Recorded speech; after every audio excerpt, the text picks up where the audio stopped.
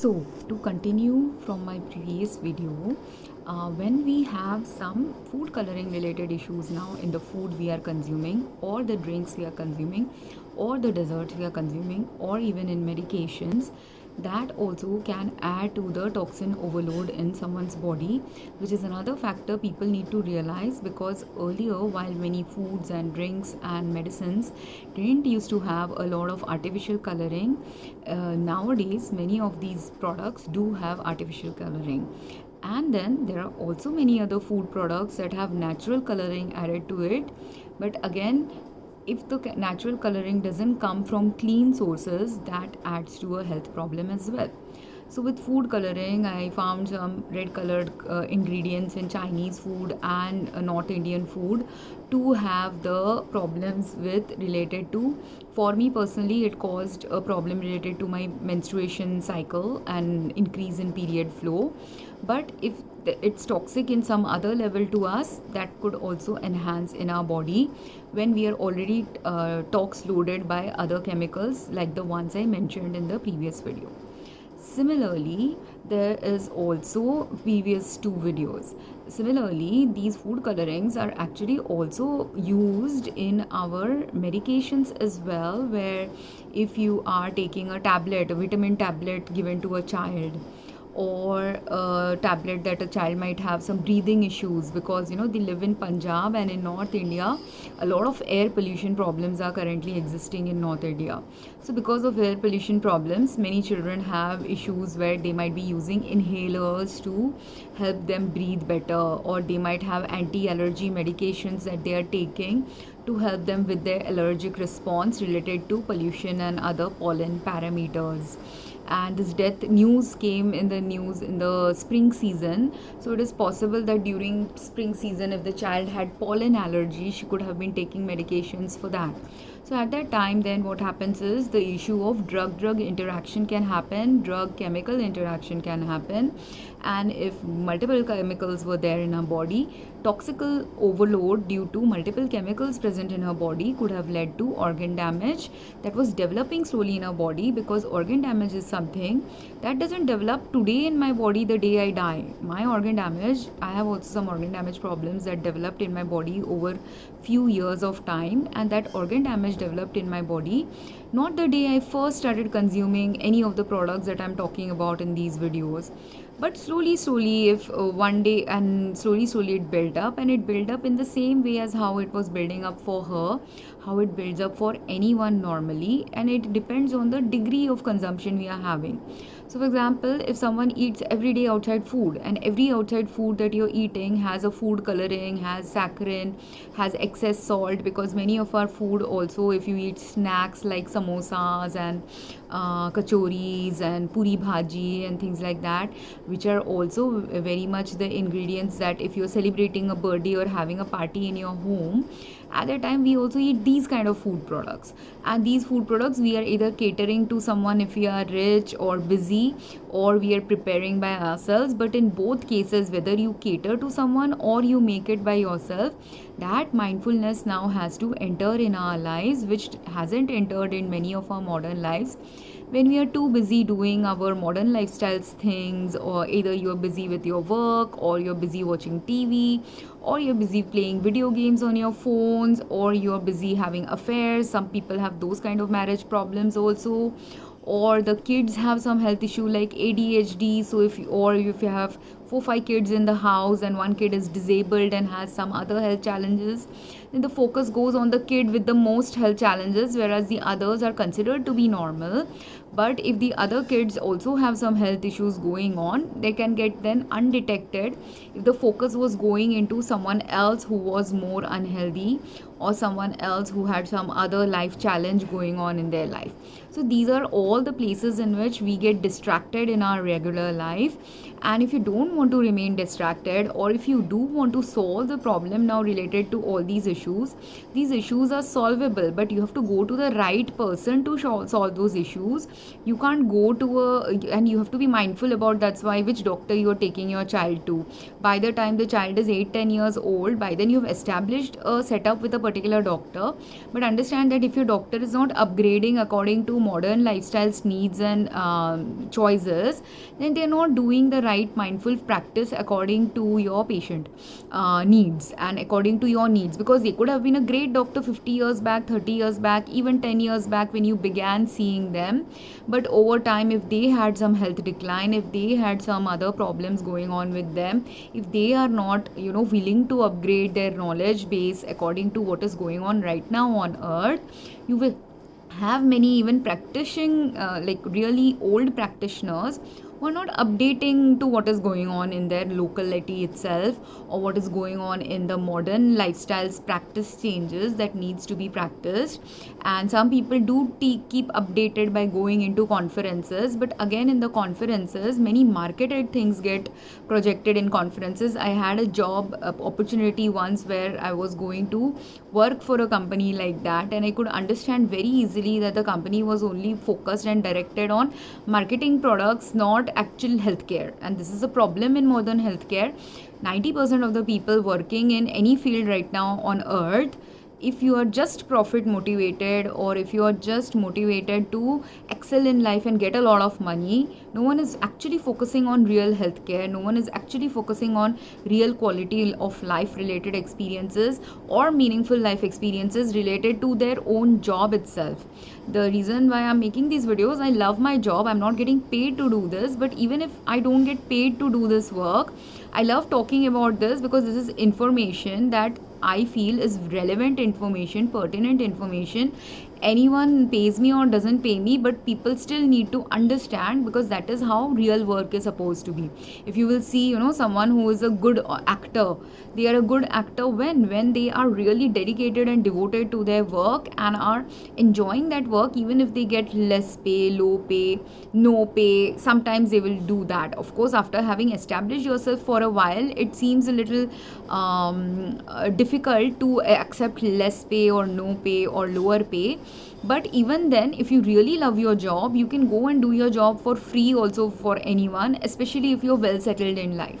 Now that is your choice. I'm not saying that you have to do this, but if you do this, you will see you will bring more meaning into your life if you have done things like that. And I have explored a thing like that, where I for 10 years or nearly 8 years or 6 years, I was not practicing anything related to healthcare. So I had complete shutdown from the healthcare related to medication usages, and in fact I have forgotten also many of the medication related knowledges that hasn't registered in my memory as a concrete memory. So those things which have not registered as a concrete memory, or those things that are now coming up, even some of the new things I also don't know details about. But when will I know, or when should I know the details about it? I should know the details about it the moment I am again entering a practice related to healthcare, again doing something related to healthcare, where I need to now upgrade on everything new also that is happening. And in that only is the issue of old practitioners or practitioners who have had a gap, that when you are also upgrading again your new information, you have to understand that healthcare information is so complex right now. People also have to collaboratively work, which is what collaborative work related things are happening now and has been unfolding in US. And that's why I was a healthcare administrator student. So when I was doing healthcare administration, I understood the importance of collaborative work there. Collaborative work between multiple disciplines is happening in US. That's why they are giving also multidisciplinary degrees in US, where you get experience in 2-degree programs, so that now 2-degree people can together work together to bring a right solution that is needed. Because there's all these silos that have been created in healthcare, and that silos need to be broken. And in India, those silos are very strong, so people don't really effectively collaborate with people they were meant to collaborate with. So it is very important actually for a doctor to collaborate with their nurse, with their other ancillary staff who work in a hospital with the doctor. And this learning US healthcare has understood, because collaborative work between multiple staff is going on in US healthcare, And in Indian healthcare, when we want to emulate US healthcare, while we look at the superficial things that US healthcare is doing, the deeper diving no one does in India, because or very few people do in India, because most people who are the deeper diving people, the brain drain happens in our country, because in our country the deeper diving or the collaborativeness that is needed to make things functional in the right balanced way, it has been amiss for a while. If it wasn't amiss, we wouldn't have had the healthcare challenges I'm talking about, because many of these are India specific problems, Asia specific problems. Some of these are definitely global related problems also, but again, certain those countries which are called developed countries, they are developed enough to advance in those areas where advancement needs to happen. But in our country, when those advancements come into picture, very false translation of those advancements happen, and sometimes false translation happens, sometimes very direct insertion of that foreign thing happens in our country without understanding that you can't directly insert that foreign experience into our country's experience, because of the sheer number of population of our country and other cultural conditions that are also influencing patients' health. So these cultural conditions only I want to talk about in these videos as well, because again, culturally, if you are from a richer family or a family where you're outsourcing many things to outsiders, you have to do right mindful outsourcing. If you're rich, you have to do right mindful outsourcing. If you're not that rich, part of it will be outsourced, part of it you will do yourself. At that time also, the thing you are doing, you have to mindfully do and understand why you are doing it. And the thing you are outsourcing, again, you have to outsource it to the right people, mindful people dedicated enough to their profession. But if you only focus on those who have good degrees, but only a degree is there, they don't do anything with their degree, that is useless. And technically, while I'm not working professionally, I'm doing something meaningful with my degree. But that also people need to understand, that you can do a lot of things with your degree even when you are not working, if you truly want to utilize your potential related to what you are doing. And I do that with everything I have learned in life. I use it in the way it needs to be used. If at that time point I don't need to use it, I also know how to shut down and not use it. So that's why I had a gap of a few years where I didn't use my healthcare knowledge related to medication usages. At that time I was doing other practices related to food related healthcare practices, dieting related healthcare practices, body health related, like physical health related healthcare practices. That also aids many of my health experiences, where I have done a comprehensive slowly study on how things impact my health, how things impact other people's health. A study which many people have done, many people have practiced also in their own life professionally related to these levels. And those are the kind of practitioners now you have to also seek and go to if you really want to solve a complex problem, and when you do not have a healthcare provider in your area ready to solve that problem in a way in which you actually need the meaningful resolution. And I hope that made sense. So if you are dedicated to it, you will make the changes necessary according to what you should, how much you are ready to do it. And each of these changes, there are a lot of changes people have to do, and changes which have to be introduced in our cultural programming has to change about certain things related to medication use. And in India, the first programming, and globally in any country which doesn't have the right insight and knowledge about medication, the first belief system people have to let go is anything, be it medicine, be it food coloring, if it is considered as safe, understand that it is only safe when it is in the recommended level, when it is the appropriate level to the body that is consuming it, and when it is safe only if it was a needed thing to be taken. And even if it was a needed thing and you took it and you have a side effect, the moment you have a side effect, it may also be unsafe for you. So at that time you have to stop taking it. Because this girl, it could also have happened that in the night time she got a tablet for anti-vomit. They gave her and she was fine for many hours, the number of hours the drug stayed in her body. But early in the morning again she was vomiting, and they could have given her another tablet without thinking only what is the number of dosing a small child like her should be taking. taking.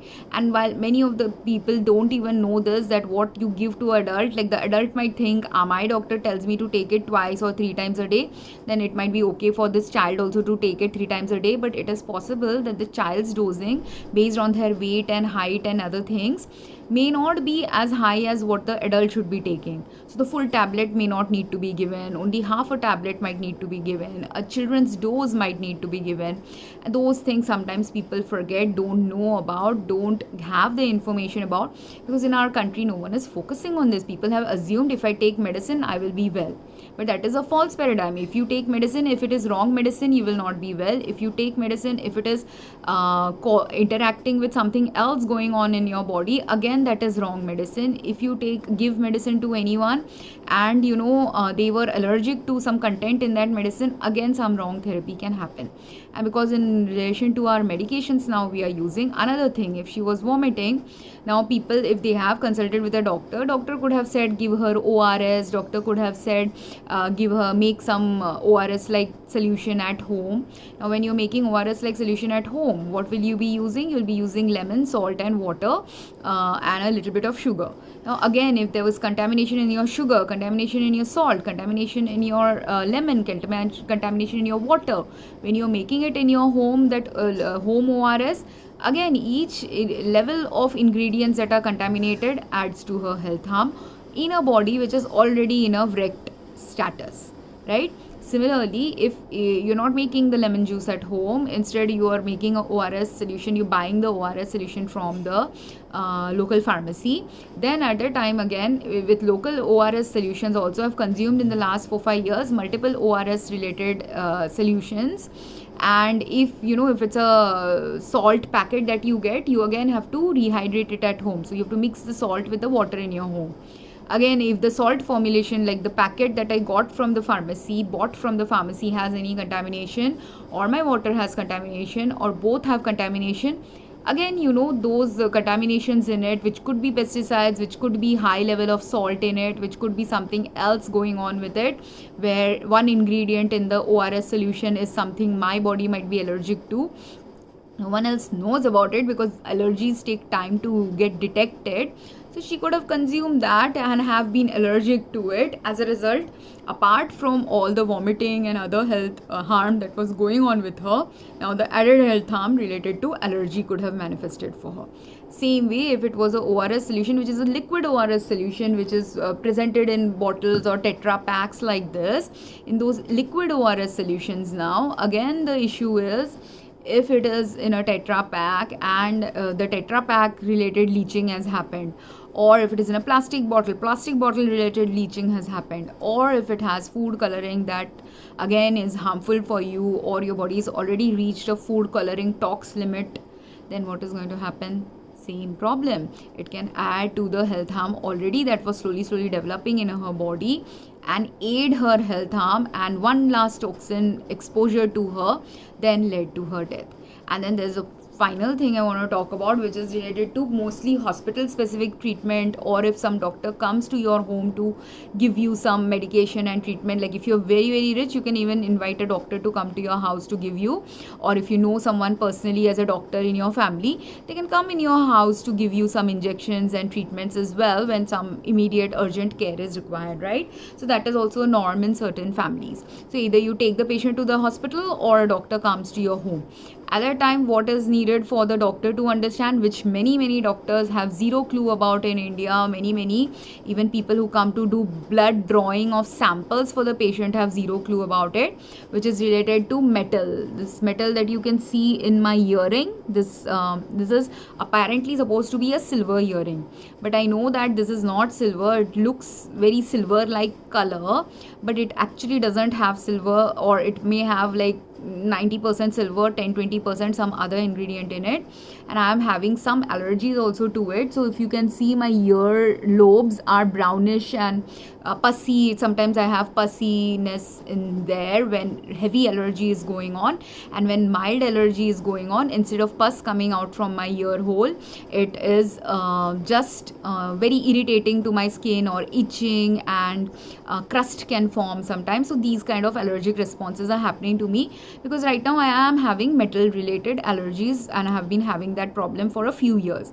Earlier I didn't used to have problems with wearing artificial jewelry or silver jewelry or gold jewelry, but in the last few years, ever since I got some toxic poison related to metals, I have started getting these allergies to things that I didn't used to have allergy previously. So this is also a problem with allergies. You can suddenly develop an allergy to a product that you didn't have previously based on the current health status of your body. So these things also, so if someone and why I'm mentioning these fine metal is because this is the same kind of metal that is also going to be used in our injections and syringes that are used to draw blood samples. So if someone gets sick, our tendency is let's draw some blood samples to take a sample from the patient to go now and get it tested, like what is going on, if poisoning is going on, what chemical poisoning led to the poisoning. That will be a natural tendency of someone if you're doing that kind of a healthcare practice, right? So if they are drawing the blood sample but the syringe from which I'm drawing the blood sample is contaminated or very low quality product, or it looks like it is a very high quality product, like from the outside, you know how you have gold plated bangles or silver plated earrings, like that you can have also metal. Nowadays I have felt and I have seen also, one time a person came recently in my home to do a blood draw, and somehow my instinct kept rejecting doing that blood draw, and I couldn't understand. I have done blood draws and I do get nervous while giving blood samples. That's why only I do not want to subject myself to repeated testing, and I want to do the most minimal testing necessary to diagnose my condition. And in fact, based on my past reports itself, there is enough evidence for any of the medical conditions that I'm suffering from. That evidence is already there from a few years back reports. So only the recent report will tell me tell the doctor the most recent health status, but my physical health symptoms also can tell the doctor what is my most recent health status. Only if the doctor is mindful, or doctor understands what is going on with the patient, if the patient, then only the doctor will be able to know. But if the doctor doesn't understand, if the doctor is not that mindful, if the doctor is not that expertise ridden, then what will they will be relying mostly on a lot of tests, to diagnostic tests, to determine what is going on. And at that point, if you are drawing a blood sample with a syringe which is contaminated, and that syringe was contaminated, first day I didn't realize why I was feeling like this. Next day they again came and they didn't want to refund my money, they didn't also want to cancel the thing. So the next day they sent me again the same technician with the same syringes, and I found that syringe to be very that day I tried to, even I have inserted syringes for giving injections to patients in US, or I know how doctors do insert. I've never done it for drawing blood from anyone because that has not been part of my healthcare regimen practice. But I still looked at the syringe, like why am I feeling so off about this syringe? And I saw firstly in India this company didn't have really thin syringes, so that itself, and one previous, the last blood draw I had given to a different company, that company's last blood draw was done very nastily, very badly. They inserted a very thick needle, they inserted it in very cruel manner, and this is a problem. If you don't have good technicians, if you have antisocial personalities working in your company, if you have people who are completely thoughtless and mindless about their work, this guy also got pissed off, like he's like, I have to leave in 10 minutes. Why do you have to leave in 10 minutes? You have been given that they get actually technically 15 minutes slot to draw a sample carefully from a patient, but there are very quickness driven persons who are always on the run. You cannot have those kind of people in healthcare, not in, if they are in emergency medicine or a trauma medicine related unit or a war medicine related unit. There if you're running is important. But if you're doing a blood draw from a patient at home, or someone, obviously that person doesn't have enough energy and strength to go directly to a hospital or go directly to a clinic. That's why they're not lazy patients, they might be busy or they are really weak in health. That's why they need a blood draw from their home. And for such a patient, if any lack of care you have, or any callousness you have, any cruelty you have in you, all of it impacts the patient. So if you cruelly insert a needle and now go and rupture a blood vessel, that can be health harming to the patient. If you've used a needle with very thick gauge, the gauge is such that the needle is not very fine in nature. So at that time, if it is not a fine needle and you're inserting thick needles in your company just to make it cheaper and cheaper cost, sometimes this happens that companies will in my pharmacy I had to sell syringes to patients. So when we were selling, diabetic syringes were being sold to diabetes patients. So when we are selling diabetes syringes to diabetes patients, I saw over time, like after I was working in that company for 6 to 7 years, and in those 6-7 years of my practice, I saw that in the earlier years when we had a good stock of good quality syringes from the past, they were really fine syringes, and whichever pharmacist had ordered those syringes had mindfully ordered really fine syringes. But now in our business practices also, if obviously fine syringes are going to be preferred by patients, so what happened is the thicker syringes now didn't get sold. What should the company do when the thicker syringes are not getting sold? You should stop manufacturing those syringes. But these companies don't do that. They don't stop manufacturing it. They don't do good data. Sometimes, when excess is there, when you have access to a lot of money, when you are a big business and dealing with multiple things, and you don't have mindful employees, you've never selected mindful employees to work for you, what will happen is all these excess happens. You will buy extra products that you don't need. You will buy extra things that you don't need. You will not buy the needful things that you need. And as a result, what starts happening then is all these thicker syringes will get ordered when you don't need to order it, because no one wants those thicker syringes. So now either they are going to go to waste, or the company will try to sell it to you at a lower rate, or they will continue, not stop manufacturing it if they were really mindless employees employed in their organization.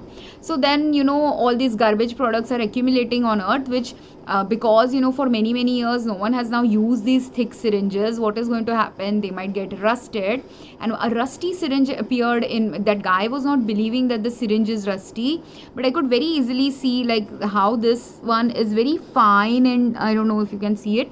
This is very fine in texture here, but that syringe was actually finer than this, but it had like I could see metal. It was not a shiny metal. I could see it was not a good quality syringe at all, and it has some rusting developing in that syringe, and that rust also can lead to allergic reaction, can lead to not just allergic reaction. If the rust is of high level, you can also get rust related now infections in the patient. So that is also a problem zone which no one has actually investigated, and is also some factor related to Nirbhaya's death people need to actually check, because some of her symptoms which has been attributed to her dying because of sexual assault might not be simply sexual assault. Her body could have distorted and conformed into a distorted state, not because someone assaulted her sexually, but because there was some toxin present in what was given to her. Because someone, in order to rape also, when she was drugged and raped actually. That information has not come up, but in order for her to have been raped in a hospital, where in a hospital in India, because our population levels are so high, there's always a lot of patient flow, or at least enough number of people are there. It is never like a horror movie like hospital where no one is there. There's always people there. So despite people being there, if she has been quiet and a rape was going on, it means she was drugged. And if she was drugged, the people could have injected a drug to her or added some drug to her water or food. These are all the methods in which she can be drugged in different ways. So whatever was happening, that drug that they have given could have caused a response. The injection that someone might have inserted in her in order to not, make her squirm, that injection itself, if again poor quality syringe has been used, she could have had from that poor quality syringe, from a low quality syringe, and which is very highly likely in West Bengal, because West Bengal is one of the poorest states of India. Being one of the poorest states of India, it will be a cash-strapped state. Being a cash-strapped state means that in a government hospital of such states, and even in general in government hospitals all over India, you will have low quality products already available for you. And then if it is not even a government hospital, nowadays even private practices are going for low quality just to increase their profit margin. And this is where now healthcare, that's why, is beginning to fail, because in order to increase the profit margin, in order for the greed to now, the need for greed or need for extra profit to show up in a bank statement, more and more lack of care related practices are going on in multiple aspects of healthcare, each aspect of which, how, with the food industry, each aspect of the food and baking industry could have influenced her just simple consumption related health issue arising. Again, similarly, multiple aspects of healthcare access and delivery related issues can also or could have also played a role in her death. Whether it did or not, I can't say. In not Nirbhaya, the girl in Kolkata who was raped, her case, definitely there was some other factors that no one has talked about, no one has looked into, no one has investigated or thought of investigating, but they should investigate, because again, in her case also, if you do not do the whole rounded understanding of what led to her death, and if you just attributed that it was rape and that's it, you will not give her full justice if other than rape, other factors were involved and led to her death. That whole set of factors need to be changed, because if it was rape plus a syringe used on her or a medication used on her which was adding to her health harm or leading towards her death, they are all factors that will lead to potential death in any other person also. In her body, maybe 3 factors led to her death. Similarly, with the girl with the cake, again 3 or 4 factors could have led to her death. While I'm discussing multiple more than 4 factors or 3 factors that could influence their death, all of those factors will be relevant in the case of someone else's death, or only one factor itself can lead to, like just saccharin itself can lead to someone's death, just having a toxic poisoning filled needle can lead to someone's death, just having a rusty needle can lead to someone's death, so just getting a drug that your body reacts badly to can lead to, and that person who's a rapist, he could have raped 10 women and given them that drug, none of them died. Why? Because for them it was not a drug that they are allergic to. In India, people don't even have that information that who is allergic to what.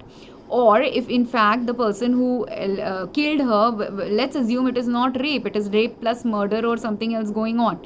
If it was rape plus murder going on with that girl at that time, if a person, and they did have a data record of what this girl is allergic to, someone can deliberately also, if having malicious intentions, can also deliberately administer something to you, and it's very easy to poison people. I have been going through some poisoning related challenges, that's why I know how easy people can do mess up anything in your life very easily, put something in your water when you are sitting. And this happened to me in US also and in India also. In US, by whom? By people you trust. The people who can poison you are usually the people whom you trust or whom you have faith will do a good job. But when they are not doing the good job, when they are ready to make an extra buck for doing some harm to someone, or when they have malicious intentions and deliberate intentions of harming someone, all of those people can end up dying or having a bad health trajectory when they are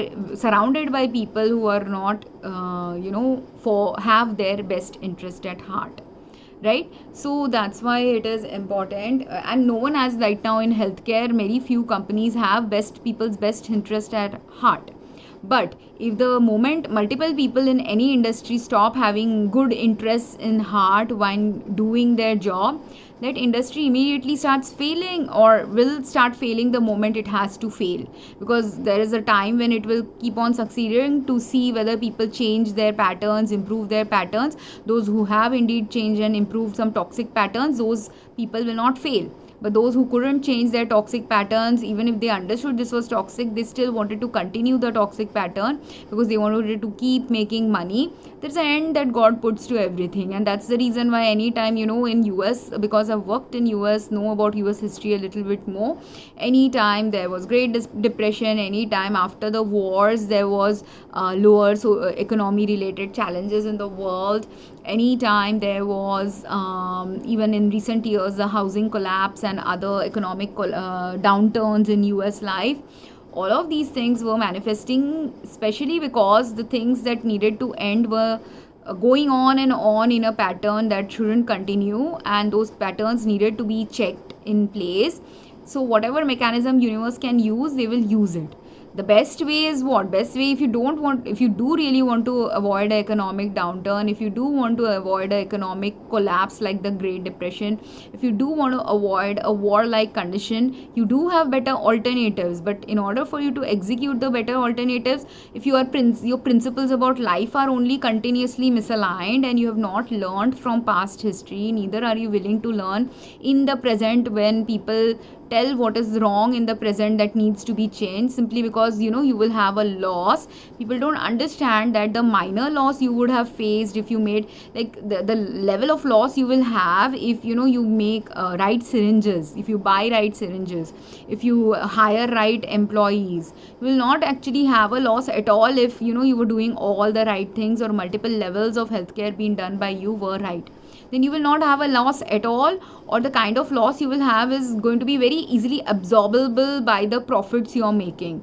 But the moment you are continuously making those choices which are health harming, future health harming, future life harming, multiple levels of problems are there that no one is there ready to solve those problems and challenges in the right way, that industry has no other choice but to collapse. Because there's no other choice left for the universe. Something that can't change or improve has to end. This is the principle and law of life. So in this girl's case, there were many things in her body that couldn't be changed by just giving her an injection, by just giving her a medicine. The level of change that needed for her to actually survive through this is a multiple level for that particular girl. Her sister also, now having consumed all these products that the older sister was consuming, even the younger one could have some challenges now, like if there was water pollution. If you don't realize, water pollution was a contributory factor to her death. This younger sister will now keep getting contaminated with the water pollution related challenges. Everyone else in the family also is going to be health impacted by the water pollution related challenges, because it's just that water pollution impacts different person in a different way depending on how much water you're consuming, what is your body height and size, and current health status of your body. That is how same amount of water will impact, and same polluted water will impact different people differently in a different way. Okay, and likewise, if it is water pollution, if it is food coloring, whatever it is, you have to decide and understand. If food coloring issue is also there, then reduce the chole masala and all other masalas that you are using. Many of our spices, already newspaper articles have shown that spices from Indian market are currently, or spices which are sold as Indian spices could be from Indian market, could be even exported in India from neighboring countries. Doesn't matter where these spices are coming from. The main factor is, if your spice is contaminated, you have to stop using it. And if you want the full food supply chain related to spice industry also has to work on it, because sometimes there's deliberate adulteration of products going on, but sometimes it's not just the adulteration of products. Because I've gone to spice plantations in Kerala, and I have found that not just spice plantations in Kerala, in Rajasthan also, with simple thing like a lemon, I found that the areas with the highest water pollution related problems, or some area where high level of water pollution was going on, their oranges are so irritating to the skin for use, simply because the irritating chemicals are now causing the plants also to die or have a allergic response, that now then their allergic response, then when I drink and eat the orange juice or lemon juice, I am going to have a problem. I said orange, but I meant lemon or lime actually. So, and in Kerala plantations, I found that if let's say they're growing a spice in their plantation, but they're also, it's a motel. Some of these plantations were half motel, half plantation like places. So if it's a hotel where people also come for tourism purposes, so a part of it is being used for, part of the land is used for tourism purposes, other part is being used for cultivation of spices. So now those spices, because tourists are coming, because hospitality industry related now water pollution is developing in that area, air pollution is developing in that area, whatever pollution levels are developing in that area, that has now gone long enough for 20-30 years possibly in that area, or large scale tourism is happening. That's why a lot of pollution related chemicals are accumulating in the water, leading to the spices now having cross contamination with the chemicals used in that area. So in some of the spices I got like these heavy scent of deodorant like products. So like if you're in a motel where men's cologne, men's deodorant, that kind of a smell was happening. Maybe they are the spice plantation is side by side to a factory also, because some of these areas also have factories. So whether it was a factory that was close by that was cross contaminating the water supply of this plantation, that could happen. Whether there is a hotel nearby where because guests stay, they use a lot of scented products for men who are staying in that plantation. Again, that scented products that are being used, all the scent and contamination from that scent now is accumulating in the water supply and then impacting the health of the plants.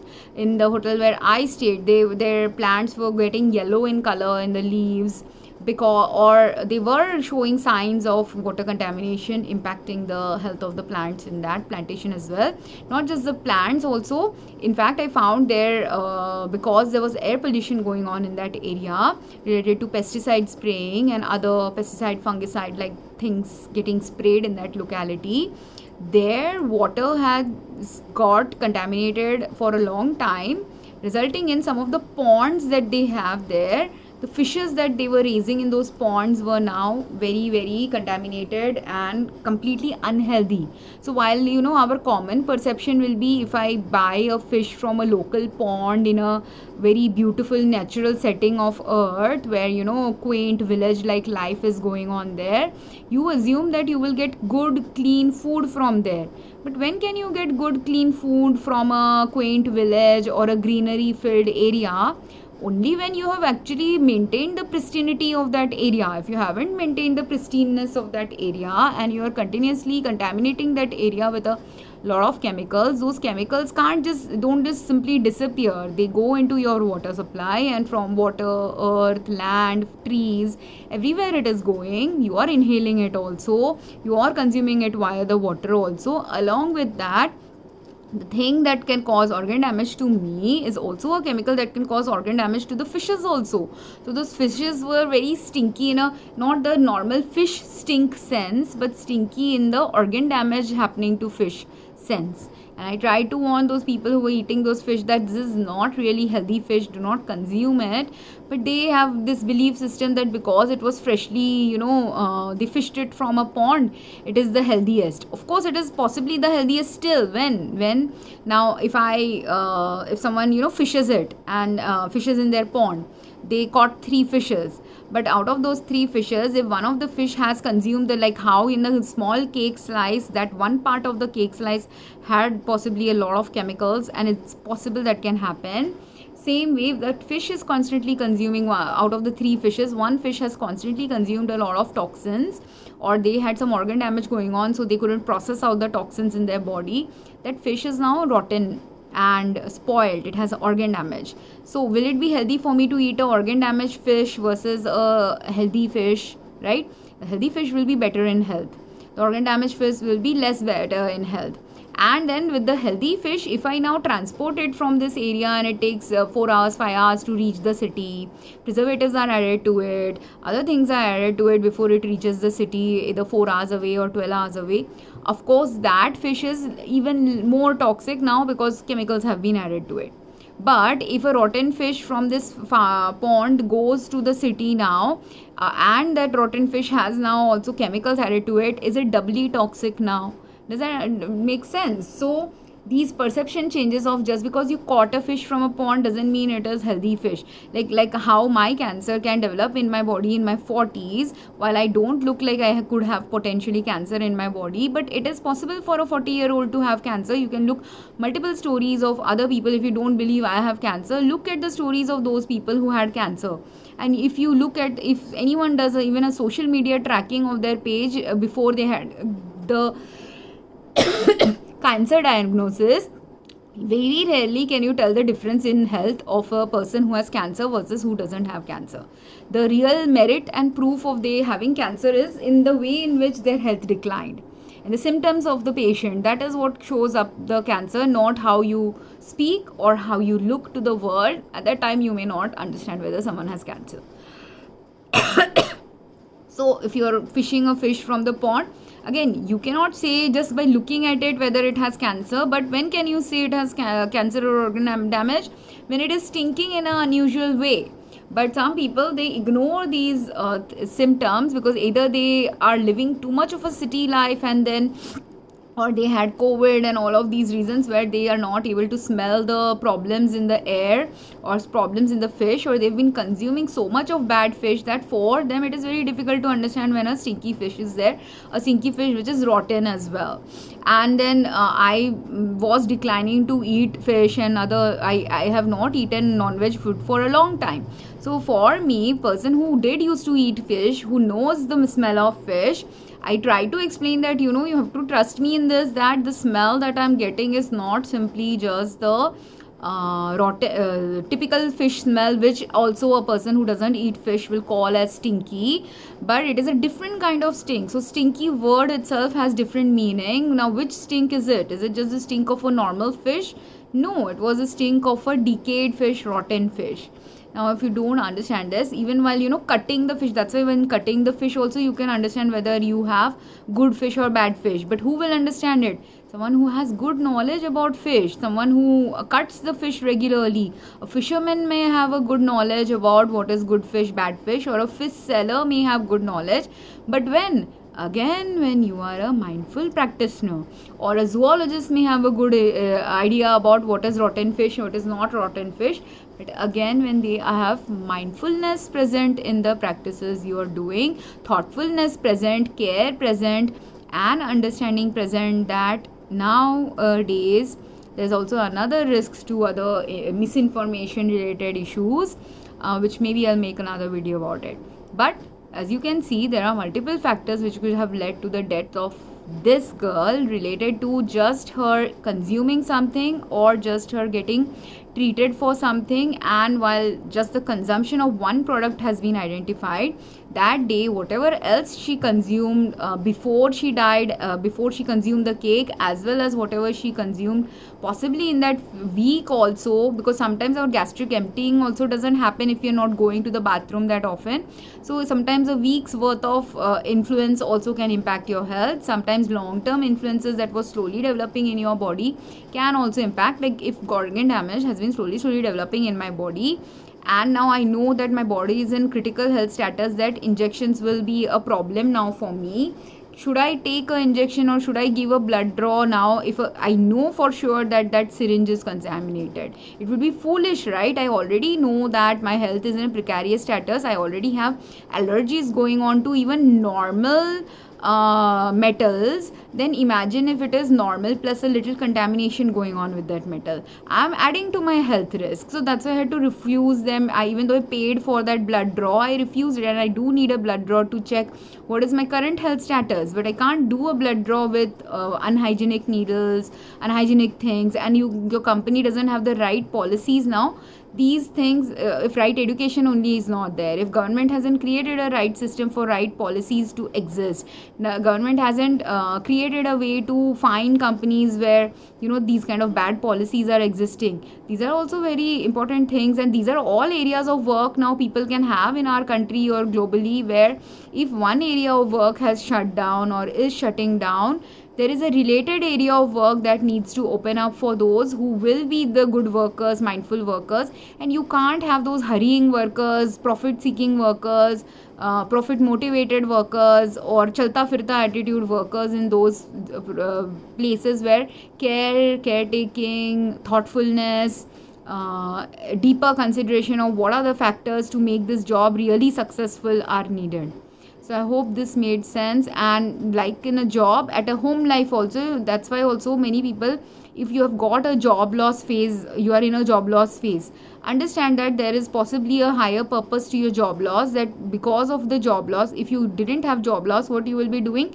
You will be just running around taking medicine needlessly or mindlessly, eating food needlessly or mindlessly, and worsening your health condition if say some health problem was in the background going on with you. And definitely a health problem was going on in the background with that child, which was possibly not detected, or even after being detected, the medication she was taking for it was not either the right medicine, or deeper diving hadn't happened, or the deeper manifestation of her symptoms hadn't happened for the doctor to know what was going on in the background of the child's health the day she ate these things. And then But if you do that deeper analysis, if you are that mindful mother or mindful father who has had a job loss, grandfather who is retired and staying at home, and you mindfully watch the kid, you mindfully know what is wrong with the kid, then slowly, you know that if you, after observing what is going wrong with their health, you practice the right things. If you observe that my child is coughing after consuming this juice, and you have the information that it is possible that some chemicals in the juice can give them health harm, then should you continue feeding them this juice even if it says it has got B vitamins, C vitamins, lots of vitamins, lots of everything that is good for the kid, but if some ingredient in it is harmful, you have to understand and analyze the risk versus benefit. Mindful parenting and right parenting, and if you want to avoid deaths or very severe hospitalization can happen. If death hadn't happened for her, hospitalization could have resulted also for another kid with some similar life circumstances as this kid in the future, has possibly already happened, but because they were simply hospitalized and they didn't die, again for those parents of those kids also these information is equally beneficial and needed. Because if you mindfully observe, consuming something is giving a health response that seems to you as very negligible. Me coughing might seem like a very negligible thing, but it is a very not negligible thing when I already have couple of other health challenges going on at the same time. At that time, a simple cough also is a major health indicator. So I hope this made sense. Anyone has any other questions, comments, wants to open this discussion related to this topic in some way, where they're confused about what I was discussing or I'm not clear about what I have discussed, please post some questions and comments. I would love to hear from you. Thank you very much. Have a great day.